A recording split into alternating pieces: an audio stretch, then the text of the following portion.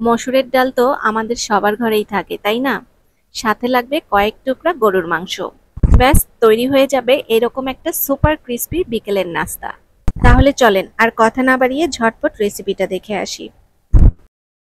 প্রথমে যেটা করতে হবে সেটা হলো মাংসগুলো ছোট টুকরো করে কেটে ধুয়ে নিতে হবে। তারপর লাগবে 2 মুঠো পরিমাণ মসুরের ডাল আর লাগবে স্বাদমতো লবণ।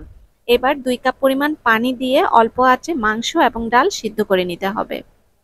আর এদিকে আরো 1 কাপ পরিমাণ ডাল পানি দিয়ে ভিজিয়ে রাখা হয়েছে। প্রায় 15 থেকে 20 মিনিট পর মাংস এবং ডাল পুরোপুরি সেদ্ধ হয়ে গিয়েছে। এখন ডাল এবং মাংস ঠান্ডা হতে থাক। আর এদিকে যে ডালটা ভিজিয়ে রেখেছিলাম সে ডালটা ভালো করে ধুয়ে ব্লেন্ড করে নিতে হবে।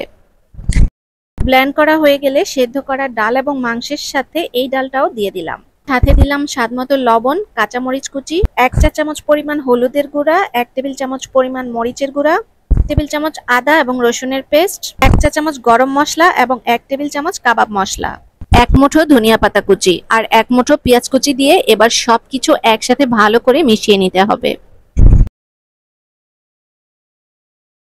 সবকিছু একসাথে মেশানো হয়ে গেলে এবার পছন্দ মতো শেপ দিয়ে নিতে হবে। তারপর পেঁয়াজের মধ্যে গড়িয়ে নিতে হবে ঠিক এইভাবে। এতে করে কিন্তু অনেক ক্রিস্পি হবে আর দেখতেও সুন্দর লাগবে। সবগুলো শেপ দেয়া হয়ে গেলে এবার তেলে ভেজে নেওয়ার পালা।